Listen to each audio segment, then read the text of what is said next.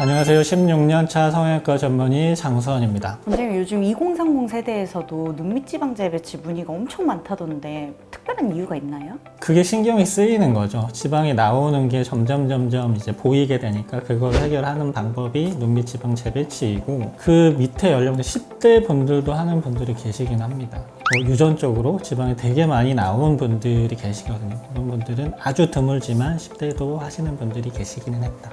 10대 해도 크게 문제는 없는 거예요. 어떤 수술이건 조심해서 하는 거고, 우리가 얻을 게 있으면 이제 하는 건데, 보통 쌍꺼풀 수술에 비해서는 아주 적은 숫자죠.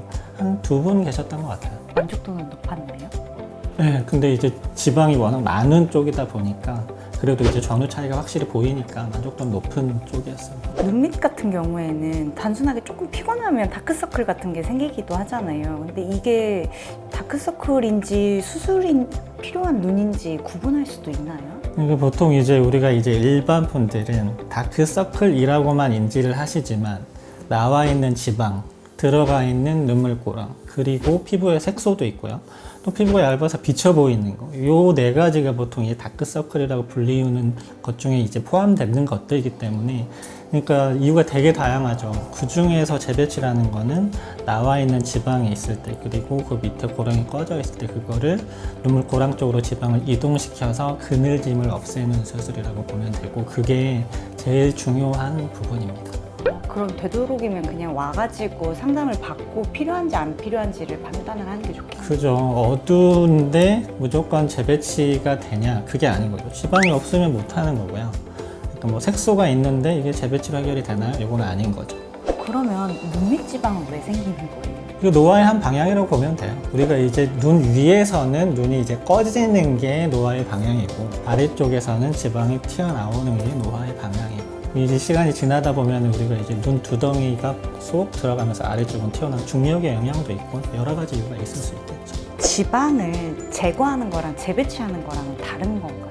아예 다르죠. 그래서 제거라는 건 있는 지방을 빼버리는 거다. 재배치는 그 지방의 볼륨을 활용해서 밑에 들어가 있는 쪽을 채워주는 거다. 제거 수술 자체는 이제 매우 간단하죠. 그냥 빼버리면 되는 거니까. 근데 재배치라는 거는 있는 지방을 붙여놓은 상태에서, 떼지 않은 상태에서 움직이게 만들어서 지방이 들어갈 공간을 만들어서 집어넣고 올라오지 않게 잘 봉합해주는 과정이 포함되는 거니까, 이렇게 말만 들어도 아예 다른 수술이잖아요. 네. 결과도 좀 다릅니다. 그럼 피부 좀 탄력이 좋으신 분도 있겠지만 안 좋으시고 처지신 분들이 있잖아요.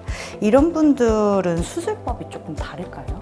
이제 아무래도 연령대 높으신 분들은 피부가 늘어나고 이제 그러기 때문에, 그런 분들은 이제 재배치와, 그러니까 겉에 절개를 해서 하는, 그러니까 하안검 쪽이 되는 거죠. 하안검 성형수술 쪽이 되는 거고, 그거는 이제 늘어진 근육이랑 피부랑 같이 해결하면서 하는 수술.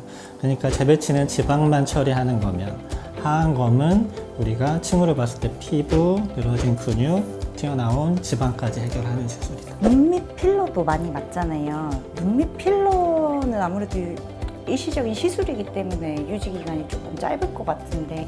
그러진 않고, 근데 수술이라고 해서 그게 뭐 영원히 가냐, 그건 또 아니고요. 눈 밑에 필러를 한다고 해서 그게 또 금방 없어지냐, 또 그것도 아닌 것 같아요. 눈 주변에서는 필러가 꽤 오래 가는 것 같고, 필러는 이제 저도 많이 쓰는데 주로 이제 주름 형태로 변해 있는 분들, 눈물 고랑 주름 바깥쪽에 이제 접히는 수면 주름이 있는 자리는 필러를 보조적으로 많이 사용하고 있습니다. 처음에 만약에 이제 이걸 눈밑지방 때문에 뭔가를 해보겠다라고 하면, 그럼 수술보다는 일단 시술을 먼저 해보는 게 더 좋을까요? 시술이라고 하면 이제 필러가 될 텐데, 지방이 많이 나오지 않은 상태에서 밑에 고랑이 좀 패여 있는 거는 필러로 처음 이제 하셔도 상관은 없는데, 이제 지방이 많이 나온 상태에서 그거를 가리려고 필러를 많이 넣다 보면 이제 눈이 전반적으로 부어 보일 수도 있죠. 눈밑지방 수술한 다음에 눈이 뒤집어지는 안검 외반? 안검 외반은 이제 하안검 성형 수술에서 더 생길 수 있고, 지방 재배치만 해도 생길 수 있는데, 이렇게 뒤집히는 게 외반이고요. 또 말려 들어가는 분들도 계세요. 그래서 암검, 외반, 안검, 내반, 그런 것들은 생길 수 있고, 확률이 낮지만 생길 수 있고요. 그런 것들은 해결할 수 있다. 그게 생기면 이제 해결하는 수술을 한 번 더 하는 거죠. 그럼 원장님께서는 이런 것들이 좀 안 생기게 하려고 원장님만의 스킬이 또 따로 있나요? 그게 따로 있을까요? 다 뭐 성형외과 전문의 선생님들이랑 다 알고 있는 것들이고, 최소한의 조직 손상으로 지킬 것들을 지키면서 수술을 해도 그래도 생길 수 있다. 생겼을 때 어떻게 해결을 할 거냐. 그게 또 중요하다고 생각하고 뭐 그런 것들이 생기길 바라는 사람은 아무도 없으니까 조심해서 수술을 하죠. 수술 후에 붓기나 멍은 얼마나 될까요? 요거는 편차가 되게 큽니다. 사람마다. 그래서 이제 우리가 뭐 부기가 몇 주 갑니다. 멍이 언제 되면 없어집니다. 요건 없어요. 그러니까 부기가 하나도 없는 분들, 멍도 하나도 없는 분들이 계시고요. 부기랑 멍이 엄청 많이 생겨서 오래 가는 분들. 그래서 이게 편차가 되게 큰 건데 보통의 경우 큰 부기 기준으로 한 1, 2주 정도 얘기하고요.